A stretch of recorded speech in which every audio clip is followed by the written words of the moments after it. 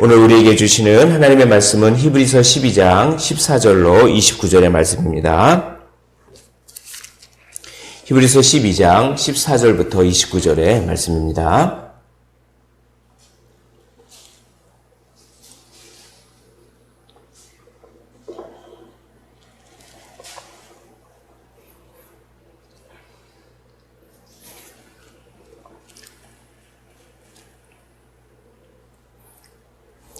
우리 다 찾으신 줄로 알고 한 절씩 교독하시고 마지막 절 함께 읽도록 하겠습니다.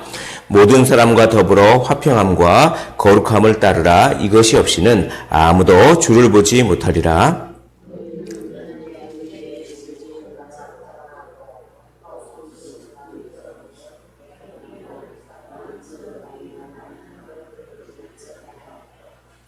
음행하는 자와 혹 한 그릇 음식을 위하여 장자의 명분을 판 에서와 같이 망령된 자가 없도록 살피라.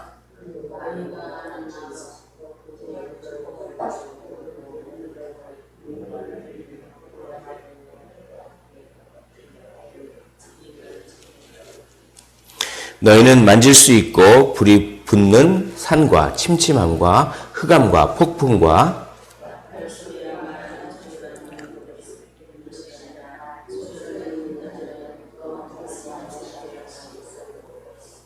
이는 그 짐승이라도 그 산에 들어가면 돌로 침을 당하리라 하신 명령을 그들이 견디지 못함이라.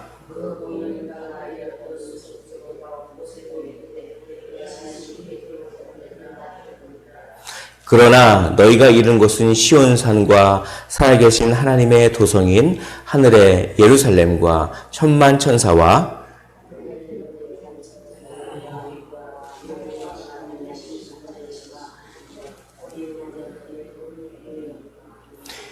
새 언약의 중보자이신 예수와 및 아벨의 피보다 더 나은 것을 말하는 뿌린 피니라.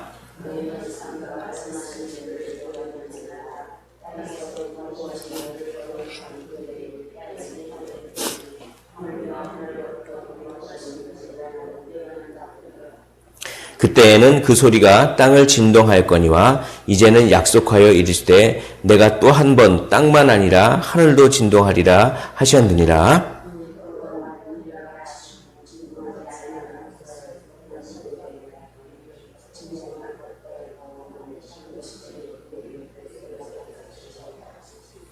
그러므로 우리가 흔들리지 않는 나라를 받았은즉 은혜를 받자. 이로 말미암아 경건함과 두려움으로 하나님을 기쁘시게 섬길지니 우리 하나님은 소멸하는 불이심이라.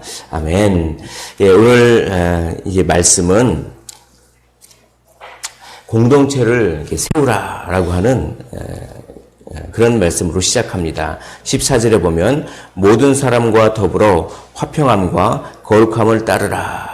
이것이 없이는 아무도 주를 보지 못하리라. 이렇게 하면서 화평함을 이루고 공동체가 또 이 공동체가 분열되지 않고 화평함을 이룰 뿐만 아니라 거룩함을 따르라. 즉 죄가 없는 그런 공동체를 만들라라고 이렇게 이야기했습니다.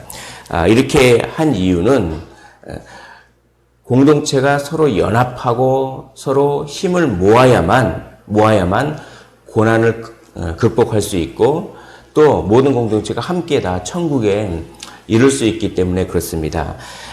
히브리서의 배경은 이렇게 배반하는, 배교하는 자들, 고난이 무서워서 피하는 자들, 이런 자들에게 예수님이 누구신지 깊이 생각해 봄으로 말미암아 이 고난을 극복하라 이렇게 얘기합니다. 그리고 오늘 12장 1절을 보십시오. 12장 1절 보면 이러므로 우리에게 구름같이 둘러싼 허다한 증인들이 있으니 모든 무거운 것과 얽매이기 쉬운 죄를 벗어버리고 인내로서 우리 앞에 당한 경주를 하며 믿음의 주요 또 온전하게 하시는 이인 예수를 바라보자. 그는 그 앞에 있는 기쁨을 위하여 십자가를 참으사 부끄러움을 개의치 아니하시더니 하나님 보좌 우편에 앉으셨느니라 라고 이렇게 말씀하고 있는 것입니다.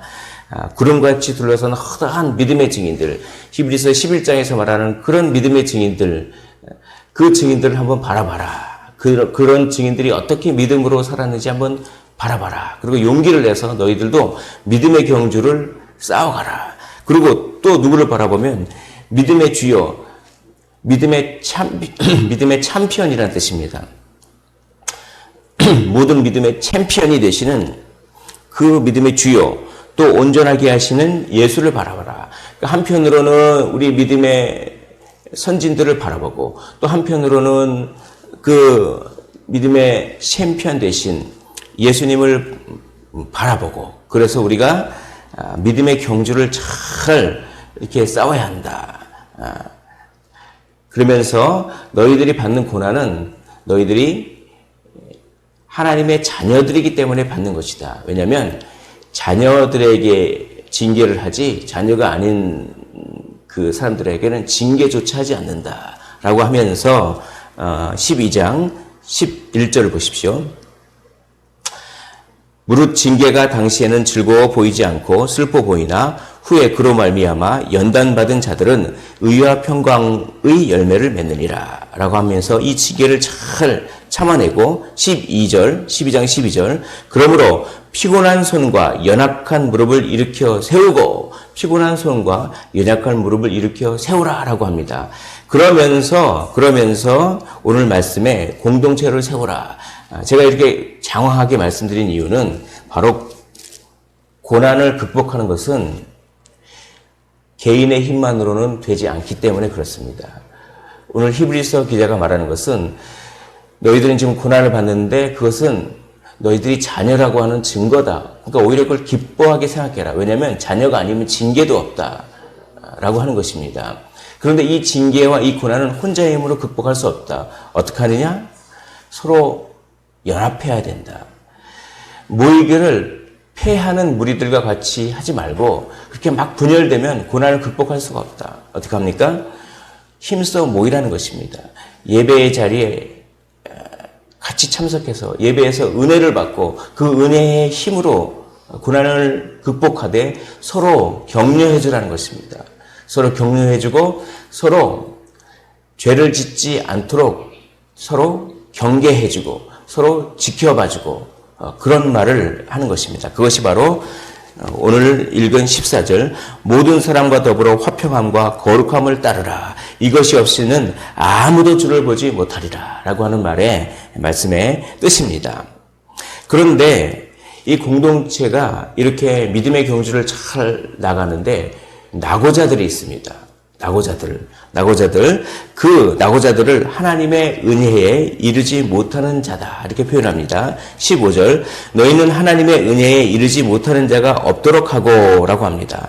하나님의 은혜에 이르지 못하는 자는 그 낙오자인데 대표적으로 두 부류가 있습니다. 첫째는 음행하는 자입니다. 두 번째는 세속적인, 그러니까 한마디로 말해서 돈을 추구하는 사람입니다. 그러니까 음란과 돈은 가장 큰 우상입니다. 하나님으로부터 멀어지게 하는 기독교 역사상 가장 큰 우상인데 그런 우상에 빠져서 낙오되는 낙오자가 없도록 하라 라고 하는 것입니다. 그것이 16절의 말씀입니다. 16절을 보십시오. 음행하는 자와 혹 한 그릇 음식을 위하여 장자의 명분을 판 에서와 같이 망령된 자가 없도록 살피라. 음행하는 자와 망령된 자, 이것이 낙오자의 대표적인 그런 사람들인데 이 음란한 것들, 이런 것들은 하나님 외에 다른 것들을 더 쾌락을 추구하는 그런 사람들입니다. 또 망령된 자들의 예로 에서를 들었는데 이 에서는 자기가 배고프다고 해서 한 그릇 음식을 위하여 장자의 명분, 자기의 정체성을 팔아먹었습니다. 너희들의 정체성은 그리스도인이라고 하는 그 영광스러운 정체성이 있는데 한 그릇 음식을 위하여 그것을 어떻게 팔 수가 있느냐, 이런 말입니다. 그렇게 속된 안목을 가지고 세속적인 돈을 추구한다든지 자기의 안전과 자기의 배부름을 추구한다든지 이런 것들을 추구하느라고 자기의 정체성, 예수를 믿는 정체성을 왜 버리느냐. 그런 사람들이 꼭 있다. 그런 낙오자들이 있다. 그 낙오자들이 없도록 함께 도와야 한다라고 하는 그런 것입니다. 그 낙오자들이 만약에 생기면 그 낙오자들은 공동체의 쓴뿌리가 돼서 오히려 공동체를 더 분열시키고 공동체가 더 타락하도록 결국 만들 것입니다. 그러므로 나 하나 잘하면 되지. 다른 사람들은 뭐 그렇게 살더라도 나만 잘하면 되지. 성경은 그렇게 말하고 있지 않습니다. 물론 개인이 잘해야 됩니다. 그건 기본입니다. 그러나 다른 사람들도 잘할 수 있도록 내가 최선을 다해서 기도하고 도와줘야 한다라고 하는 것입니다. 왜냐하면 그 사람들이 나고 하면 쓴뿌리가 됩니다. 그 공동체의 쓴뿌리가 돼서 어떻게 됩니까? 이 공동체를 오염시키면 그것이 결국은 나에게도 영향을 미치는 것입니다. 그래서 하나님의 나라 천국에 이르는데 얼마나 많은 장애가 되는지 모르겠습니다. 그러므로 믿음은 개인적인 차원이 있지만 믿음은 반드시 공동체적인 차원이 있습니다. 이것을 잘 나타내는 것이 바로 세례와 성찬입니다. 여러분 세례 받으실 때를 기억나십니까? 예수를 믿는 사람 누구에게 내가 성부와 성자와 성령의 이름으로 세례를 베푸노라. 예수를 믿는 사람 누구. 그것은 우리의 정체성입니다. 우리의 이 정체성을 한 그릇 팥죽에 팔아먹지 말아야 하는 것입니다. 그 정체성. 나는 예수 믿는 사람이야. 나는 거룩한 존재야. 라고 하는 이 정체성을 그걸 지켜내야 하는 것입니다. 정체성을 잃어버리면 죽음입니다. 마치 갓난 아이의 부모가 자기의 정체성을 잃어버리면 그 갓난 아이를 돌보지 않게 되지 않겠습니까? 그러면 그 갓난 아이는 결국 생명을 잃어버릴 것입니다. 정체성을 잃어버리면 생명을 잃어버린 것과 마찬가지인 것입니다. 그리고 성찬을 통해서 내가 예수 그리스도와 연합될 뿐만 아니라 교회 모든 전체 교회가 다 예수님과 연합된 존재임을 우리는 성찬을 통해서 늘 다시 기억하는 것입니다. 그러므로 십자가에는 세로대와 가로대가 있습니다. 십자가의 세로대는 나와 하나님과의 관계입니다. 그러나 십자가는 세로대만 있는 것이 아닙니다. 십자가는 가로대도 있습니다. 가로대는 성도와 성도들 간의 관계인 것입니다. 그러므로 믿음은 항상 나와 하나님과의 관계뿐만 아니라 나와 다른 성도와의 관계, 그것까지 같이 함께 고려해야 하는 것입니다. 함께 가십시오. 믿음의 경주를 잘 치러나되 함께 가기를 원합니다. 쓴뿌리가 없도록 함께 격려해 주시기를 원합니다. 그렇게 에서와 같이 낙오된 사람들은 다시 회개할 기회가 없다라고 이야기합니다. 17절 너희가 아는 바와 같이 그가 그 후에 축복을 이어받으려고 눈물을 흘리며 구하되 버림바가 되어 회개할 기회를 얻지 못하였느니라 라고 하는 것입니다. 성령을 회방하고 그래서 완전히 믿음이 꺾이면 회개할 마음 자체가 생기지 않기 때문에 그것이 회개할 기회를 얻지 못한다 이렇게 표현하는 것입니다. 우리는 어떤 사람들입니까? 우리는 예수 그리스도를 믿는 사람, 그 정체성을 기억하고 낙오자가 없게끔 도와야 하는 것입니다. 오늘 18절부터 쭉 28절까지 긴 말씀은 시간상 다 말씀을 드리지 못합니다. 그러나 이 18절부터 28절의 말씀은 한마디로 말하면 우리의 정체성을 말합니다. 우리는 바로 우월한 예수 그리스도를 믿는 그런 정체성을 가진 사람이다. 이거를 18절부터 28절까지 쭉 설명하는데 옛 언약의 사람들은 시내산에서 하나님이 너무나 무서워서 그 진동과 불기둥과 이런 것들이 막 해서 너무 무서워서 제발 더 말씀 좀 하지 말아 주십시오. 너무나 무섭습니다. 그런 것입니다.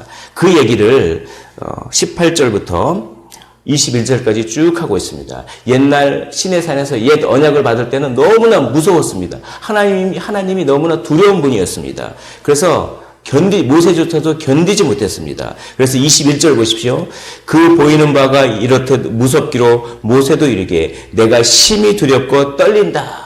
그러나 이제는 우리는 뭡니까? 새 언약을 받은 사람들입니다. 우리의 정체성은 그렇게 영광스럽습니다. 22절에 그러나라고 시작합니다. 그러나 우리는 하나님을 무서워하지 않습니다. 하나님을 경외하긴 하지만 하나님이 무서운 존재는 아닙니다. 하나님을 두려워하지만 동시에 하나님을 사랑하는 존재이기도 하는 것입니다. 그것이 우리의 영광스러운 정체성입니다. 왜냐하면 예수 그리스도께서 우리의 새 언약의 중보자가 되셔서 이제 새 언약의 중보자인 예수 그리스도가 우리와 하나님을 연결하시기 때문에 우리는 하나님 앞에 은혜의 보좌에 담력을 가지고 담대히 하나님 저 왔어요 라고 하나님 저 무서워요. 당신을 만나기 무서워요. 이렇게 하는 것이 아니라 옛 언약 사람들처럼 새 언약은 하나님 저 왔습니다. 저 왔습니다. 라고 담대하게 하나님 앞으로 나아갈 수 있는 그런 존재다. 그런 정체성이다. 이것을 기억하라는 것입니다. 24절 보십시오. 새 언약의 중보자이신 예수와 및 아벨의 피보다 더 나은 것을 말하는 뿌린 피니라. 그러나 너희가 이른 곳은 그런 무서운 곳이 아니라 하나님의 도성인 하늘의 예루살렘과 22절에 보면 이렇게 되어 있죠. 그렇게 쭉 얘기하면서 24절에 새 언약의 중보자이신 예수와 아벨의 피보다 더 나은 것을 말하는 즉 예수의 피입니다. 뿌린 피니라. 예수 그리스도의 그 피뿌림 때문에 우리는 하나님을 무서워하는 분으로만 생각할 필요가 없습니다.